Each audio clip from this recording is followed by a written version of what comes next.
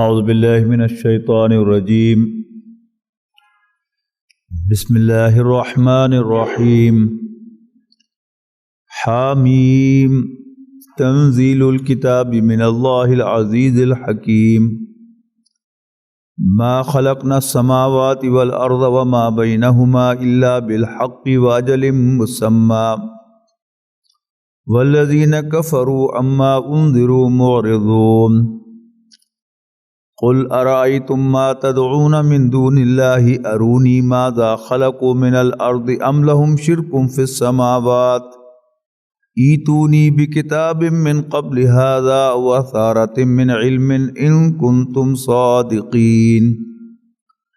ومن أضل ممن يدعو من دون الله من لا يستجيب له إلى يوم القيامة وهم عن دعائهم غافلون حامیم تنزیل الکتاب من اللہ العزیز الحکیم، یہ ایک سا بالکل آغاز ہے ان صورتوں کا کہ اس کتاب کا نازل کیا جانا اللہ بالادست حکمت والے کی طرف سے، آل مائٹی آل وائز کی طرف سے ہے۔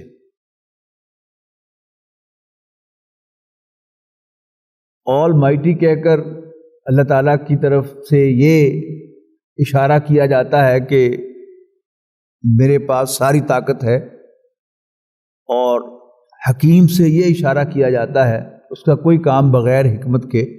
نہیں ہے۔ ما خلقنا السماوات والارض وما بینہما الا بالحق، اور نہیں پیدا کیا ہم نے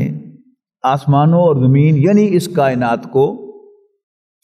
وما بینہما اور جو کچھ ان کے مابین ہے، الا بالحق واجل مسمی مگر با مقصد اور ایک مخصوص وقت کے لیے۔ یعنی یہ تصور کہ یہ ایسے ہی بن گیا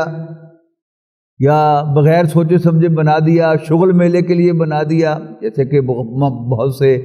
مذاہب جو ہیں گریک مائتھولوجی میں اس کائنات کو گاڈز اینڈ گاڈیسز کا تھیٹر کہا جاتا ہے، کہ جیسے پرانے زمانے میں کسی شخص کو لایا جاتا تھا اور اس پر کوئی درندہ چھوڑ دیا جاتا تھا، اور پھر وہ اسے چیرتا پھاڑتا تھا، اور بادشاہ اور بادشاہیں میلز اینڈ فیمیلز وہ اس کو انجوائے کرتے تھے۔ تو اللہ تعالیٰ بھی شاید اس پر کسی کو اٹھاتا ہے، کسی کو گراتا ہے، کسی کو مارتا ہے، کسی کو مرواتا ہے، اور پرہیپس وہ انجوائے کرتا ہے، یہ اس کا ایک شغل ہے، ایک ریکریشن ہے۔ جب قرآن مجید بار بار یہ کہتا ہے کہ بالحق، یہ بامقصد ہے، یہ اس کی نفی ہے کہ یہ کوئی شغل میلہ نہیں ہے۔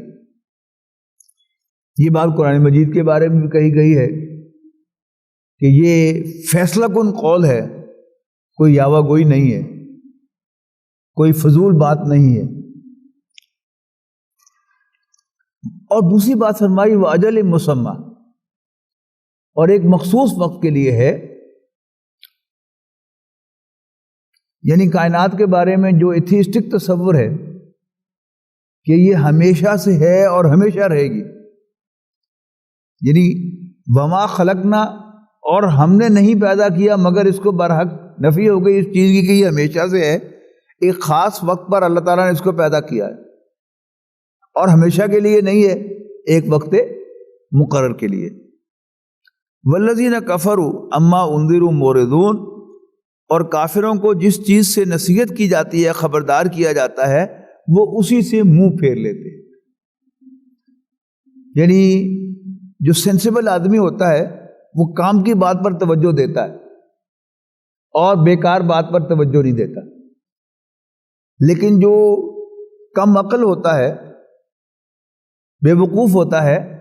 وہ بیکار باتوں پر توجہ دیتا ہے اور کام کی بات نہیں سنتا، کام کی بات کی طرف توجہ نہیں دیتا۔ کافروں کا کیا معاملہ ہے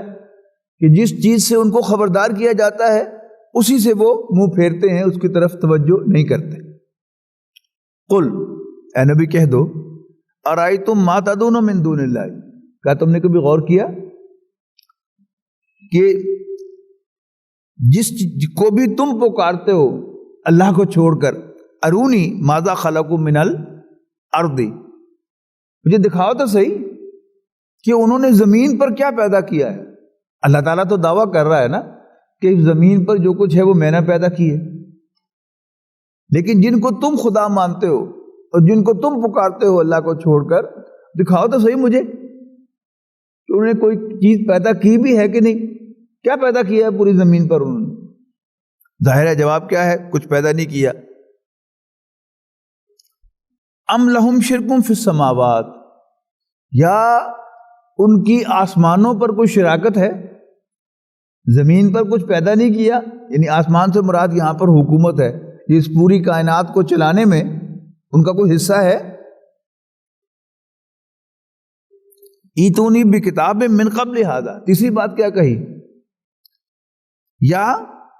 میرے پاس لاؤ کوئی کتاب اس کتاب سے پہلے، او اثارۃ من علم، یا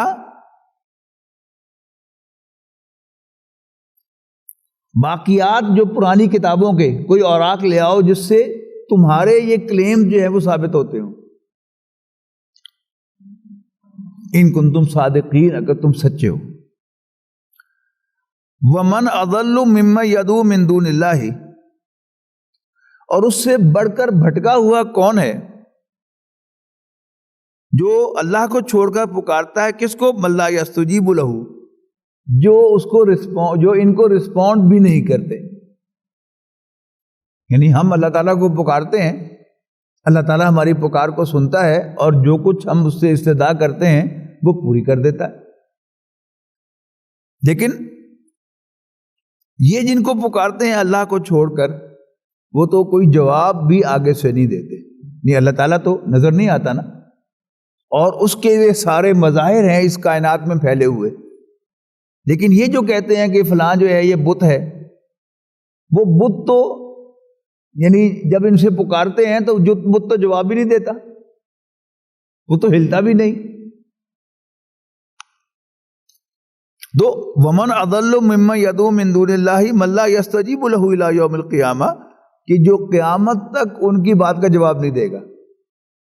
ایک تو ہے نا یہ کہا جائے گا چلو ابھی جواب دے دے گا، قرآن مجید کہہ رہا ہے کہ قیامت تک اس نے جواب نہیں دینا۔ وہم عن دعائہم غافلون، اور یہ بت ان کی پکارنے سے غافل ہیں، ان کو پتہ ہی نہیں کہ ہمیں پکارا جا رہا ہے۔ وَإِذَا حُشِرَ النَّاسُ كَانُوا لَهُمْ أَعْدَاءً، اور جب لوگ قیامت کے دن اکٹھے کیے جائیں گے تو یہی بت جو ہیں یہ ان کے دشمن ہوں گے۔ وَكَانُوا بِعِبَادَتِهِمْ کافرین، اور یہ بت ان کی عبادت کا انکار کریں گے کہ یہ ہماری عبادت کیا کرتے۔ وَإِذَا تُتْلَى عَلَيْهِمْ آيَاتُنَا بَيِّنَاتٍ قَالَ الَّذِينَ كَفَرُوا لِلْحَقِّ لَمَّا جَاءَهُمْ هَذَا سِحْرٌ مُبِينٌ، اور جب ان کے سامنے ہماری واضح آیات یعنی قرآن مجید کی آیات تلاوت کی جاتی ہیں تو کافر حق کے بارے میں کہتے ہیں جو ان کے پاس آیا ہے، جب وہ ان کے پاس آتا ہے ھذا سحر مبین، کہ یہ کھلا جادو ہے۔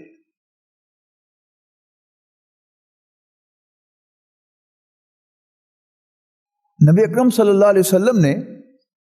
کوئی حصی معجزہ نہیں دکھایا، بلکہ جب بھی ان سے ان کی رسالت کی دلیل مانگی گئی تو انہوں نے قرآن مجید پیش کیا کہ میرا ثبوت یہ ہے۔ اچھا اب یہ ایک بڑی دلچسپ بات تھی کہ قریش قرآن مجید کی عظمت سے امپریس تھے، لیکن وہ یہ کہتے تھے کہ تم یہ کہو کہ میرا کلام ہے تو ہم تمہارے گلے میں ہاتھ ڈالنے کو تیار ہیں کہ تم سید الشعراء ہو، انٹلیکچوئلز کے بادشاہ ہو، لیکن ہم یہ ماننے کو تیار نہیں ہے کہ یہ اللہ کا کلام ہے۔ اچھا اگر یہ انسانی کلام ہے تو پھر اس جیسا کلام لے آؤ۔ وہ چیلنج بھی 1450 سال سے ایگزسٹ کرتا ہے قرآن مجید نے تھرو کیا ہوا چیلنج ان کے سامنے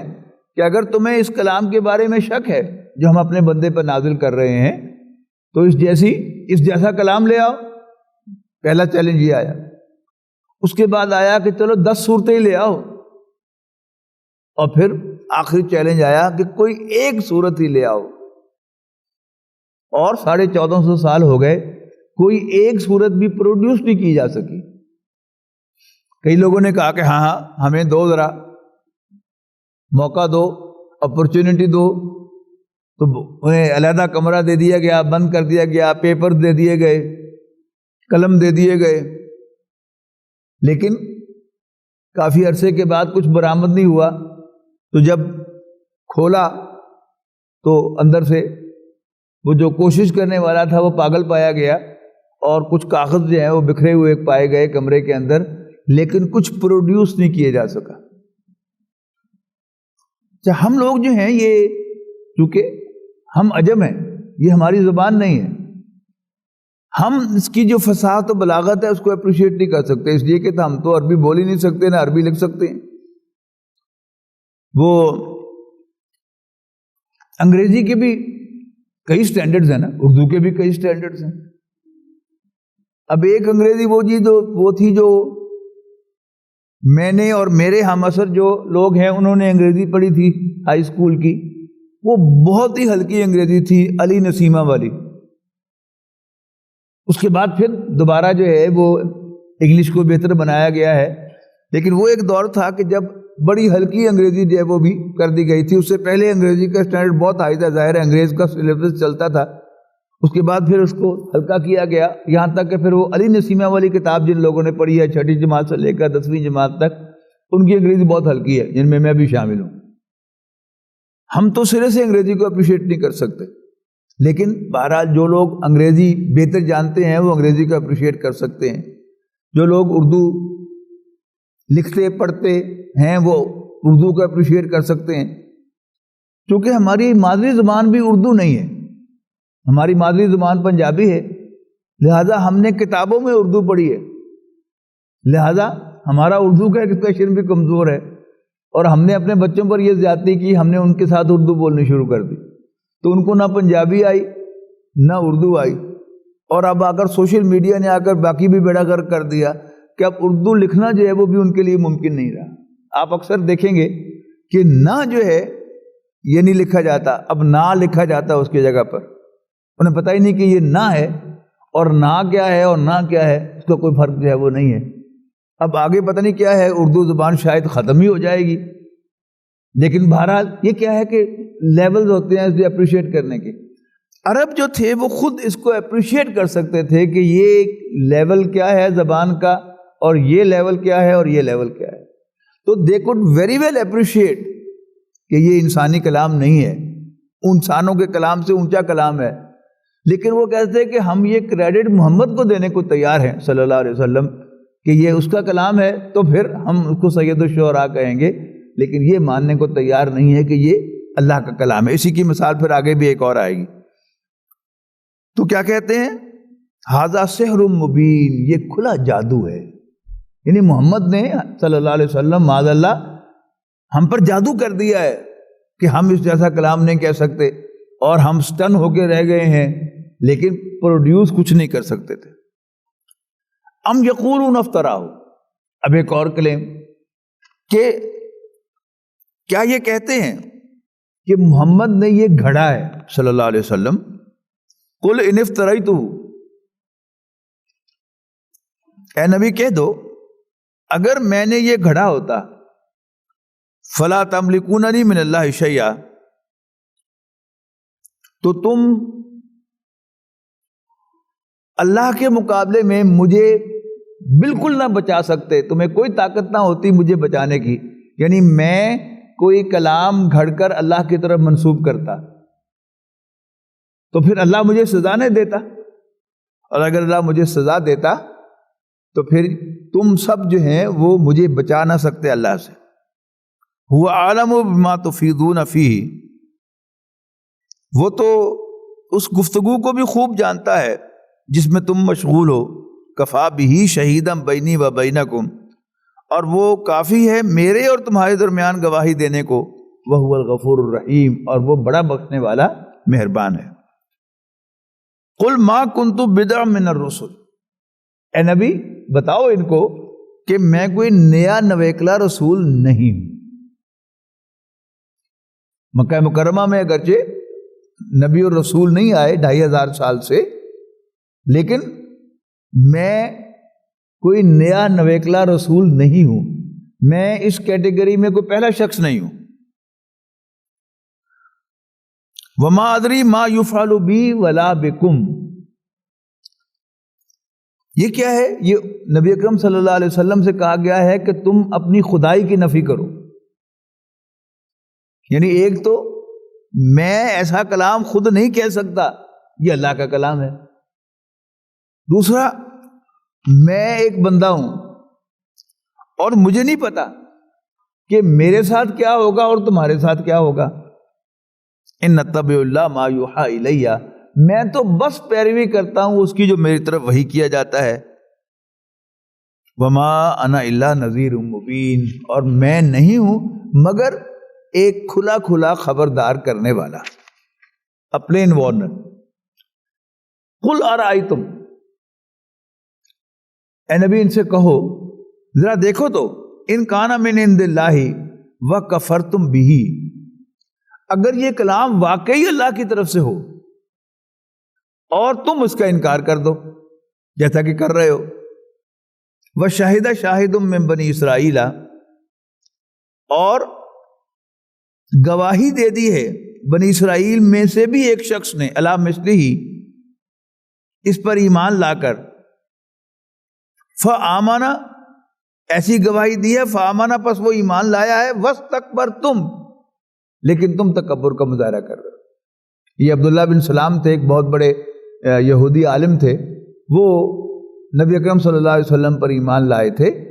اور وہ چونکہ نہ صرف یہودی بلکہ یہودی عالم تھے، انہوں نے تصدیق کی کہ یہ بالکل وہی کلام ہے، ویسا کلام ہے کہ جیسا کلام حضرت موسیٰ علیہ السلام پر اور حضرت داؤد علیہ السلام پر، حضرت عیسیٰ علیہ السلام پر نازل ہوا تھا۔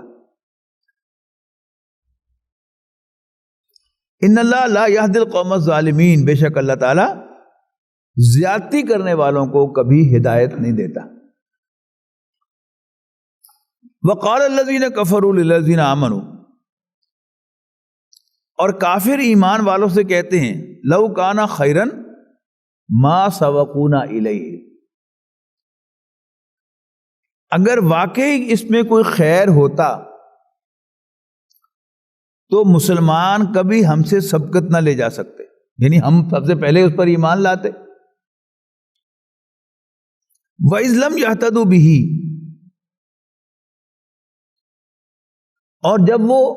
اس سے ہدایت یافتہ نہ ہوئے، ہدایت یاب نہ ہوئے، فَسَيَقُولُونَ، پھر وہ کہیں گے، ہذا افک قدیم، یہ تو پرانا جھوٹ ہے۔ ومن قبلہ کتاب موسیٰ اماما ورحمہ، اور اس سے پہلے موسیٰ کی کتاب تھی، لوگوں کو گائیڈ کرنے والی، لوگوں کو رہنمائی کرنے والی، امام کہتے ہیں نا آگے چلنے والے کو، تو وہاں رہنما کے معنوں میں، گائیڈ کرنے والی کے معنوں میں، ورحمتاً، اور باعث رحمت، وہذا کتاب، اور یہ بھی ایک کتاب ہے، مصدق لسانا عربیا، تصدیق کرنے والی اسی کی عربی زبان میں، لی ینذر الذین ظلموا، تاکہ وہ خبردار کرے ظالموں کو، زیادتی کرنے والوں کو۔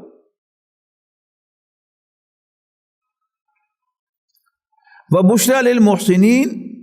اور خوشخبری دے نیکوں کو۔ احسان کے دو معنی ہیں، ایک تو وہ اردو والا احسان جو ہے کسی کے ساتھ نیکی کرنا، وہ بھی ہے احسان کے معنی، لیکن زیادہ تر قرآن مجید میں عربی زبان میں یہ استعمال نہیں ہوتا۔ احسانہ یحسن، جس کا مصدر احسان ہے، اس کے معنی ہے نیکی کرنا، نیک ہونا۔ تو محسنین نیک، احسان کرنے والے بھی اس کا مطلب ہوگا، لیکن یہاں پر کیا ہے، جو بھی نائس پیپل ہیں، اچھے لوگ ہیں، نیک لوگ ہیں، یہ ان کے لیے خوشخبری ہے۔ ان الذین قالوا ربنا اللہ ثم استقاموا، بے شک وہ لوگ جو کہتے ہیں ہمارا رب تو اللہ ہے، ثم استقاموا، پھر اس پر ثابت قدم رہتے ہیں، فلا خوف علیہم ولا هم یحزنون، بس ان کو نہ تو کوئی ڈر ہوگا اور نہ ہی وہ غمگین ہوں گے۔ ڈر جو ہوتا ہے وہ ہمیشہ فورتھ کمنگ وقت کا ہوتا ہے، آنے والے زمانے کا ہوتا ہے، اور غم جو ہوتا ہے وہ پاسٹ کا ہوتا ہے، ریگریٹ وہ ہمیشہ پاسٹ پر ہوتا ہے۔ تو یہاں دونوں کی نفی ہے کہ جو لوگ اللہ کو اپنا رب مان لیتے ہیں تو اس پر ثابت قدم رہتے ہیں، تو انہیں فیوچر کا کوئی ڈر نہیں ہوتا کہ کیا ہو جائے، اس لیے کہ انہیں پتا ہے کہ اللہ تعالیٰ ہی سب کچھ کرنے والا ہے اور اللہ تعالیٰ میری حفاظت کرے گا، اور جو اللہ نے لکھا ہوا ہے وہ مجھ پر آ کر رہے گا، لہذا ڈر نہیں۔ اور ماضی میں جو کچھ انہوں نے کیا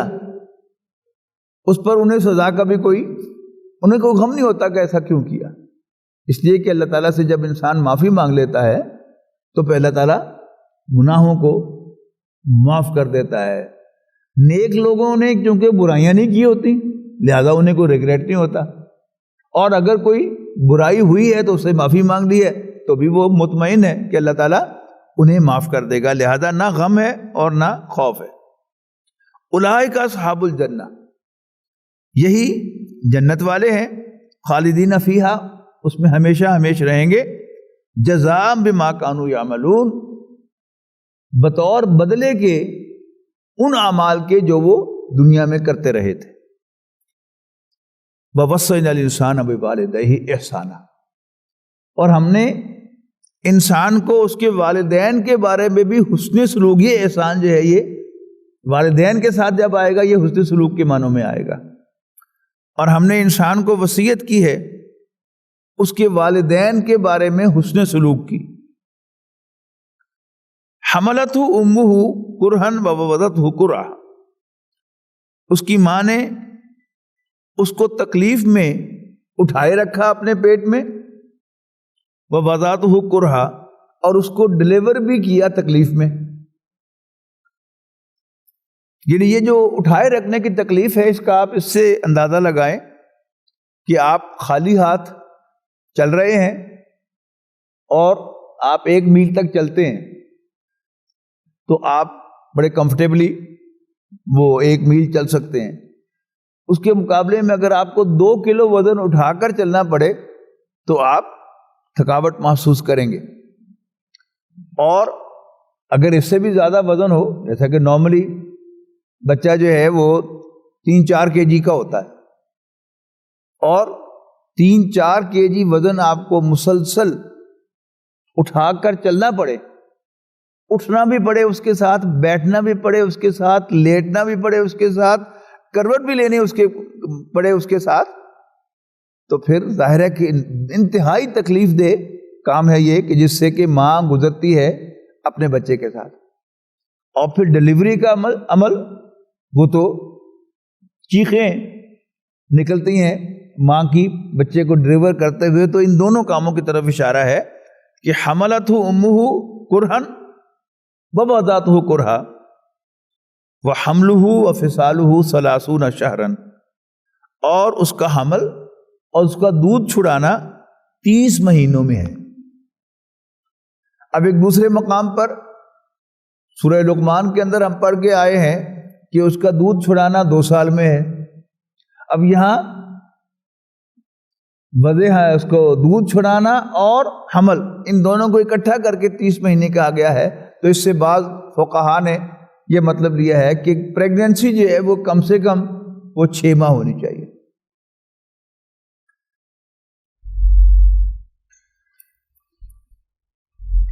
حتی اذا بلغ اشدہ،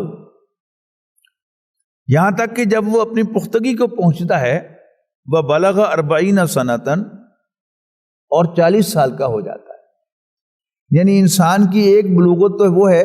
کہ جب وہ باپ بننے کے قابل ہوتا ہے، یعنی اس کو ویٹ ڈریمز آنا شروع ہو جاتے ہیں تو اس کا مطلب یہ ہے کہ وہ باپ بننے کے قابل ہو گیا، سپرمز پروڈیوس کرنے لگا ہے۔ دوسری بلوغت جو ہے وہ ذہنی بلوغت ہے، روحانی بلوغت ہے، وہ 40 سال پر ہوتی ہے۔ ود دی ایکسیپشن آف عیسیٰ علیہ السلام، تمام انبیاء کرام کو نبوت جو ہے وہ بھی 40 سال کی عمر میں ملی ہے۔ نبی اکرم صلی اللہ علیہ وسلم کے بارے میں ہمیں معلوم ہے کہ آپ نیک، شریف، انسانیت کے ہمدرد تو اول روز سے تھے، لیکن آپ پر وحی کا آغاز جو ہے وہ 40 برس کی عمر میں ہوا ہے۔ تو یہ انسان کی ذہنی بلوغت کا ٹائم ہے قرآن مجید کے مطابق۔ تو حتیٰ اذا بلغ اشدہ، یہاں تک کہ جب وہ اپنی پختگی کو پہنچتا ہے، وہ بلغ 40 سنتاً، اور 40 سال کا ہو جاتا ہے، قال ربی اوزعنی ان اشکر نعمتک التی انعمت علی وعلی والدی۔ اب یہاں وہ شخص کہ جو اپنے والدین کے ساتھ حسن سلوک کرنے والا ہے، یہ اس کا ایکسپریشن ہے یہاں پر۔ تو وہ کہتا ہے ربا اوزعنی، مجھے توفیق دے، ان اشکر نعمتک التی انعمت علی، کہ میں شکر ادا کروں تیری اس نعمت کا جو تو نے مجھ پر کی ہے۔ یعنی مجھے پیدا کیا، مجھے بچپن سے لے کر اب تک ہر چیز پرووائڈ کی، اور مجھے 40 سال کا کر دیا، اس پر شکر۔ والا والدیہ، اور مجھے اس کی بھی توفیق دے کہ اور جو تو نے احسانات میرے والدین پر کیے، وانا عمل صالحا، اور یہ کہ میں نیک کام کروں، اس کی بھی مجھے توفیق دے، ترضاہ، جن سے تو راضی ہو، تیری پسند کے نیک کام کروں، وَأَصْلِحْ لِي فِي ذُرِّيَّتِي، اور میری اولاد کی بھی اصلاح فرما، انی تبت الیک، میں تیری جناب میں توبہ کرتا ہوں، وَإِنِّي مِنَ الْمُسْلِمِينَ، اور میں مسلمانوں میں سے ہوں، تیرے فرمانبرداروں میں سے ہوں۔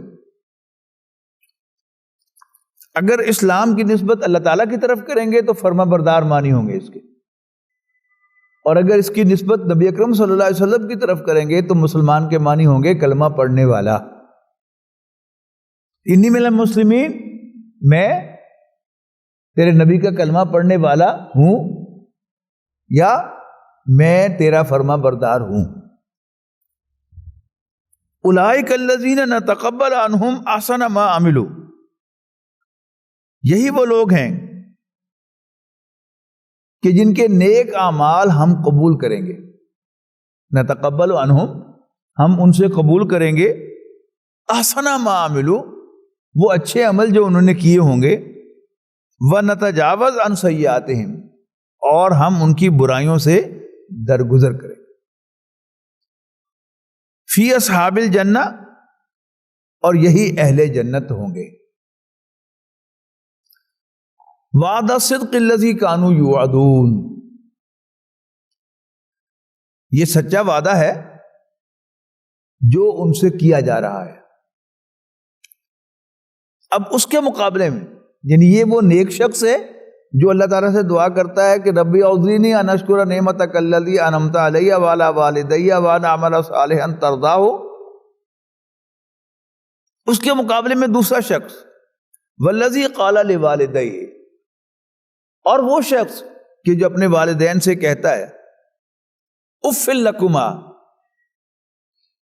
اف تم دونوں پر، اتعداننی ان نخرج، کیا تم مجھے ڈراتے ہو کہ میں نکالا جاؤں گا، وقد خلت القرون من قبلی، حالانکہ کئی نسلیں مجھ سے پہلے بیت چکی، عرب انسان گزر چکے، کیسے ہوگا، کیسے زندہ کیے جائیں گے وہ سب کے سب۔ وقد خلت القرون من قبلی وہما یستغیثان اللہ ویلک آمن، اور وہ دونوں یعنی اس کے ماں باپ اللہ کی جناب میں فریاد کرتے ہیں یستغیثان اللہ، اللہ تعالیٰ کے حضور استغاثہ کرتے ہیں، دعا کرتے ہیں،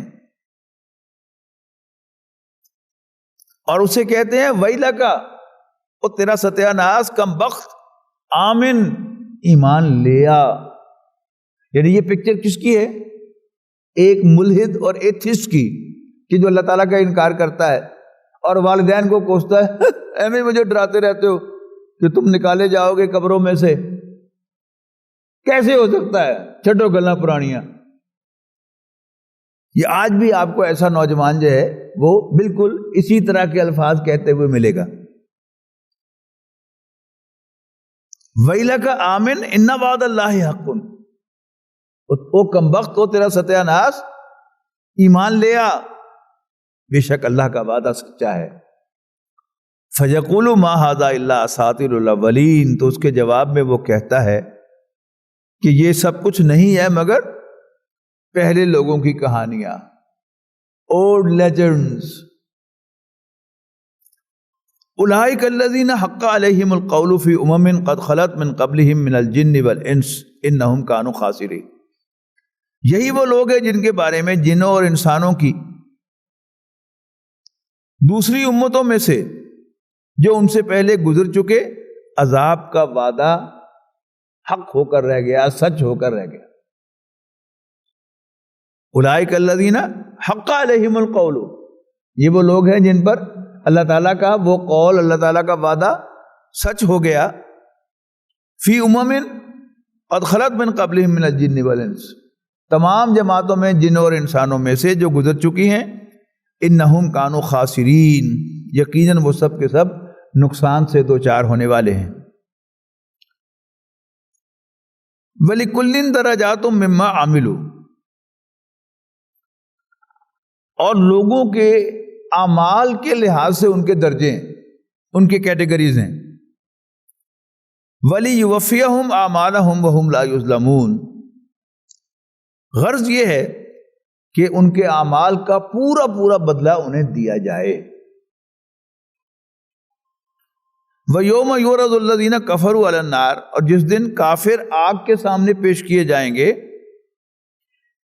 اذهبتم طیباتکم فی حیاتکم الدنیا واستمتعتم بها، تو ان سے کہا جائے گا تم اپنی دنیا کی زندگی میں لذتیں حاصل کر چکے اور ان کا بھرپور فائدہ اٹھا چکے، فَالْيَوْمَ تُجْزَوْنَ عَذَابَ الْهُونِ،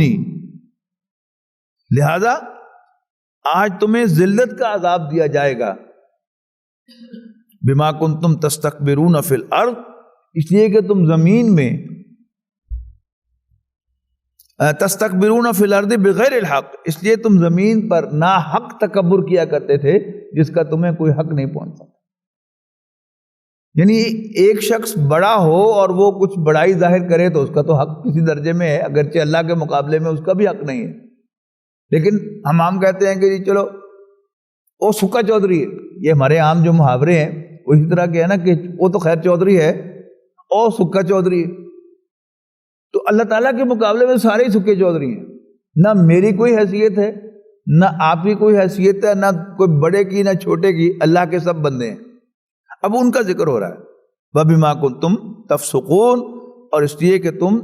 نافرمانی کیا کرتے تھے، بغاوت کیا کرتے تھے، بد کرداری کا مظاہرہ کیا کرتے تھے۔ بارک اللہ لی ولکم بالقرآن العظیم ونفعنی وإیاکم بالآیات والذکر الحکیم۔